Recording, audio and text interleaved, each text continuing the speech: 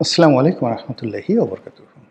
সম্মানিত দর্শক, আজকে যে তারিখটিতে ভিডিও করছি আর আমি যে কাহিনীগুলো বলছি সেই কাহিনীগুলো আজ থেকে ঠিক 2 সপ্তাহ আগের। 2 সপ্তাহ আগে আওয়ামী লীগের একজন অনেক শীর্ষ নেতা, বেশ জনপ্রিয়, শিক্ষিত সজ্জন, আমি ইচ্ছে করে নামটা বলছি না,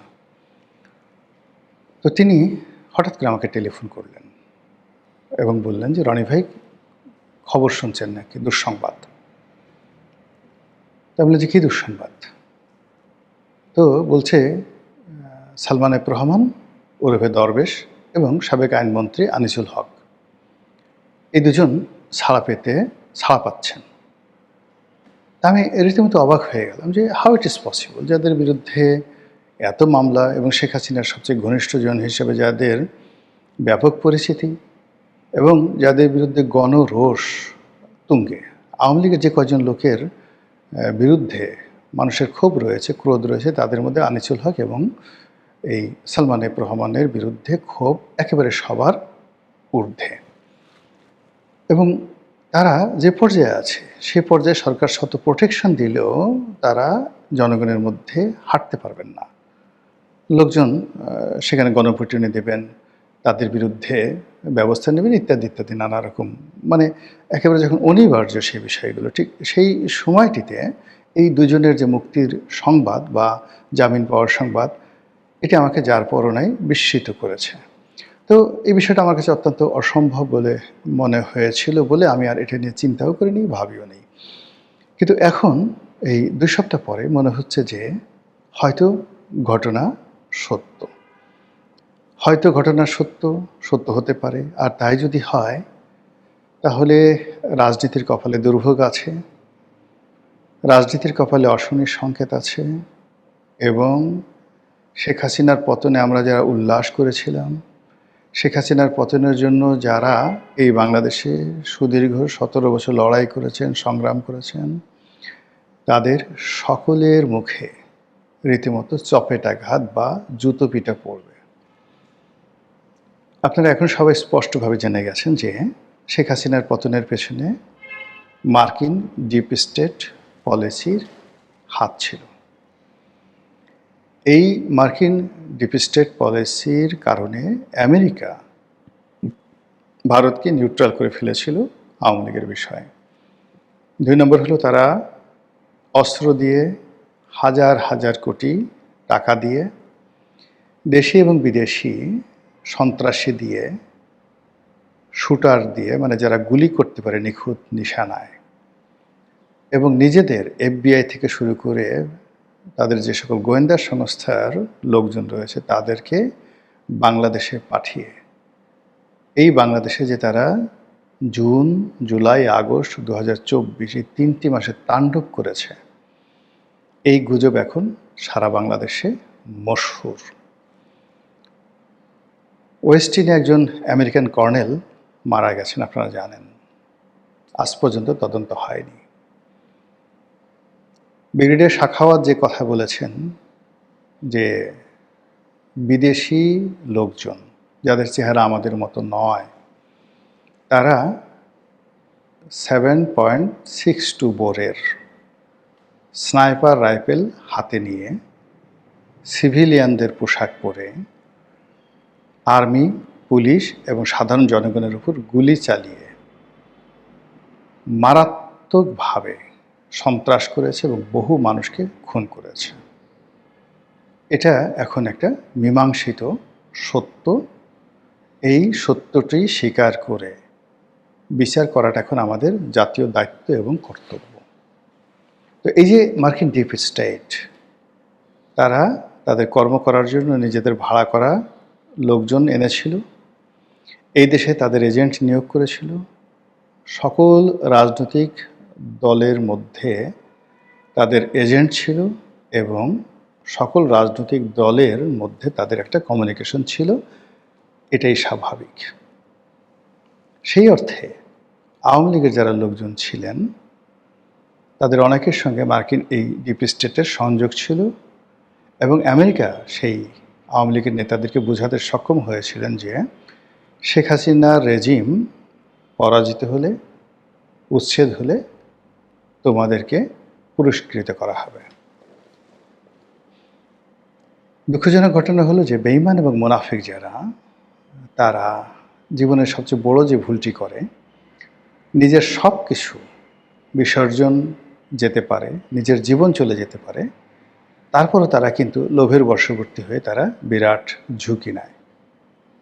তো সেই অর্থে সালমান এফ রহমান এবং আনিসুল হক তাদের যে ঝুঁকি নেওয়াটা, এটা অস্বাভাবিক কিছু নয়। এবং এটা এই 15 দিন পর আমার বিশ্বাস হচ্ছে যে সাম্প্রতিক সময় ভারতের আলোচিত সংবাদ মাধ্যম নর্থ ইস্ট সাংবাদিক চন্দন নন্দী একটি রিপোর্ট প্রকাশ করেছেন।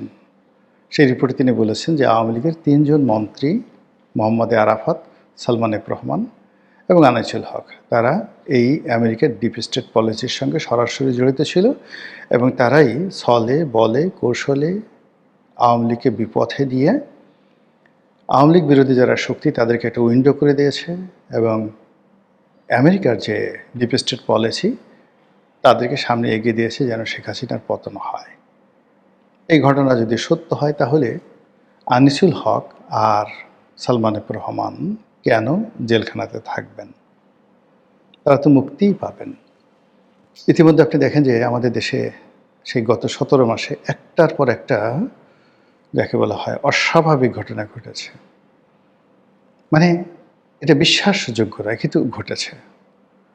তারেক রহমান সাহেব যেভাবে এলেন, যত দ্রুত যেভাবে নির্বাচন হলো, যত দ্রুত সরকার রাষ্ট্র ক্ষমতা গ্রহণ করলো, যেভাবে যমুনা থেকে ডক্টর মোহাম্মদ ইউনূস বিদায় নিলেন, যেভাবে তিনি নিজের জন্য ভিভিআইপি প্রোটোকল স্বাক্ষর করলেন, এসএসএফের সুবিধা নিলেন, যেভাবে ডক্টর মোহাম্মদ ইউনূসের সবচেয়ে বিতর্কিত যে ব্যক্তি ডক্টর খলিলুর রহমান, তার নিরাপত্তা উপদেষ্টা, যার সঙ্গে সেনাবাহিনীর অহিনকুল সম্পর্ক, দাকুমরার সম্পর্ক ছিল, এবং বিএনপি যার পদত্যাগের জন্য রীতিমতো রাজপথে আন্দোলনে নামার ঘোষণা দিয়েছিল, সেই বিএনপি তাদের মন্ত্রিপরিষদে খলিলুর রহমানকে অন্তর্ভুক্ত করেছেন, তাও পররাষ্ট্রমন্ত্রী হিসেবে। বোঝার চেষ্টা করুন যে সুতার যে নাটাই, ঘুড়ি যে উড়াবেন আপনি, সেই ঘুড়ির যে বেঁধে রাখে সুতো, সেই সুতোর যে নাটাই, সেই নাটাইটা এখন কার হাতে, কিভাবে চলছে? নাম্বার 1। নাম্বার 2 হলো যে তড়িঘড়ি করে নির্বাচনের 2-3 দিন আগে, সেই ফেব্রুয়ারি মাসের 9 তারিখে আমেরিকার সঙ্গে একটি নন ডিসক্লোজার চুক্তি হয়েছিল। কী চুক্তি হয়েছে আমরা জানি না। আমাদের দেশে কি মার্কিন সেনাবাহিনী পোতাশ্রয় স্থাপন করবে? এখানে কি ক্যান্টনমেন্ট করবে? সামরিক ঘাঁটি করবে? এখানে কি তারা কোনো তাদের রাডার স্থাপন করবে? তারা কি সেন্ট মার্টিন দ্বীপ লিজ নেবে বা নিয়ে নেবে? ইত্যাদি নানা প্রশ্ন রয়ে গেছে।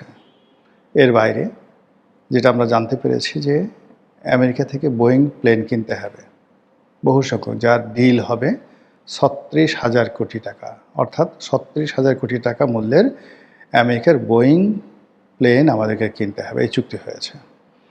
এর বাইরে আমরা এখন চীন থেকে যেভাবে গোলা বারুদ, অস্ত্রশস্ত্র সংগ্রহ করছি পুলিশের জন্য, মিলিটারির জন্য, এই জিনিসগুলো এখন থেকে আমেরিকা থেকে আনতে হবে।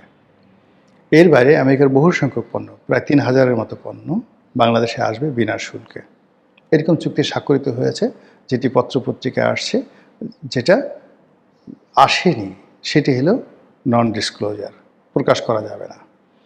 এখন এগুলো নিয়ে খুব সমালোচনা হচ্ছে, এগুলো নিয়ে নানা রকম কথাবার্তা হচ্ছে, এবং তারই প্রেক্ষিতে জনাব খলিলুর রহমান পররাষ্ট্রমন্ত্রী, তিনি খুব সুন্দর করে একেবারে স্পষ্ট বাংলায় বলে দিয়েছেন। তিনি খুব চমৎকার করে বাংলা বললেন, ইংরেজিও খুব সুন্দর করে বলেন, এবং ডক্টর মোহাম্মদ ইউনূসের জমানাতে বোঝা যায়নি যে এই ভদ্রলোক এত সুন্দর কথা বলতে পারেন। তো তিনি স্পষ্ট করে বলেছেন যে এই যে চুক্তি হয়েছে, নন ডিসক্লোজার চুক্তি হয়েছে, সেই চুক্তির ব্যাপারে দেশের প্রধান 2টি রাজনৈতিক দল তাদের সম্মতি নেওয়া হয়েছিল।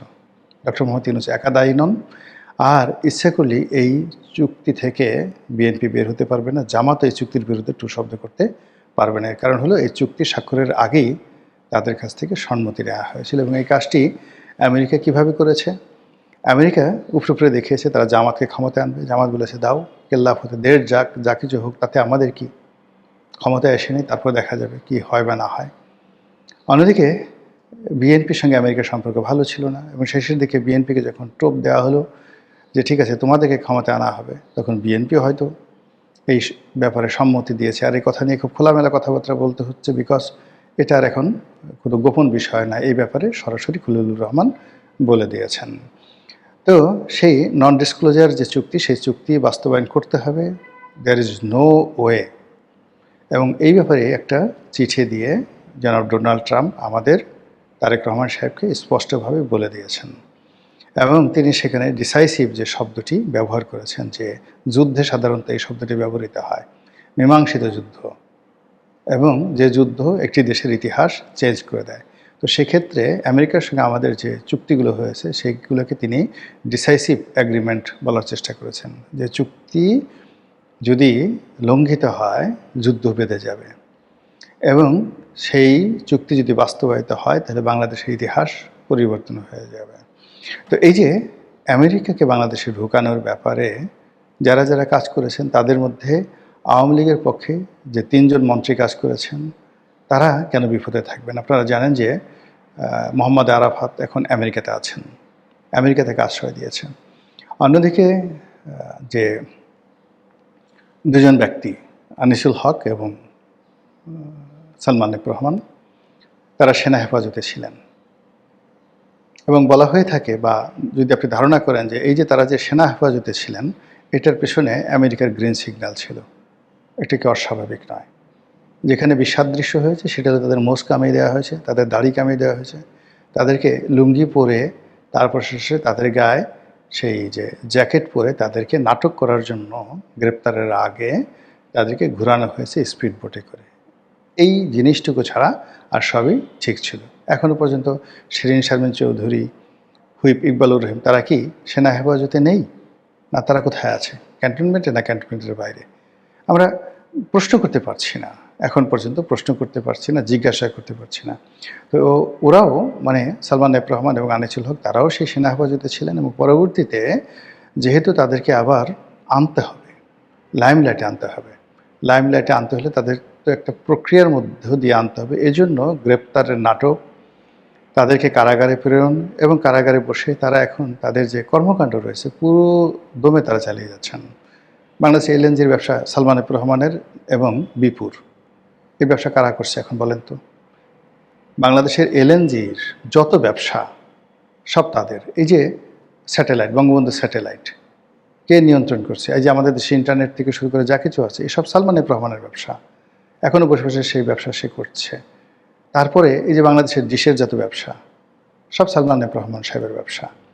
যত রকম, মানে আপনি দৃশ্যত তার ইন্ডাস্ট্রি পুড়িয়ে দিয়েছেন, তার ইয়েলো পুড়িয়ে দিয়েছেন, এরকম সব কিছু পোড়ালেও এখনও যে রাষ্ট্রের সাথে তার যে চলমান ব্যবসাগুলো রয়েছে, এলএনজি টার্মিনাল থেকে শুরু করে অন্য যে সকল ব্যবসা বাণিজ্য রয়েছে, সেই ব্যবসা তো তিনি জেলখানাতে বসে আরামসে করছেন। আর সেই ব্যবসার সঙ্গে যদি বিএনপির যে সকল লোকজন রয়েছেন, পাওয়ারফুল লোকজন রয়েছেন, তাদের একটা কমিশনিং হয়ে যায়, তাদের একটা সমঝোতা হয়ে যায়, তার সঙ্গে যদি আমেরিকার একটা গ্রিন সিগন্যাল থাকে, তাহলে সালমান এফ রহমান এবং আনিসুল হক এদেরকে জেলখানায় রাখে এই সাধ্য কার আছে? সবই রূপকথা রূপবান, সবই রূপকথার তাজেল। একটার পর একটা ঘটনা ঘটে যাচ্ছে। কি হবে, কতদিন হবে, কোন পর্যায়ে যাবে, একমাত্র আল্লাহ ছাড়া কেউ বলতে পারেন না। আসসালামু আলাইকুম রহমতুল্লাহি ওয়া বারাকাতুহু।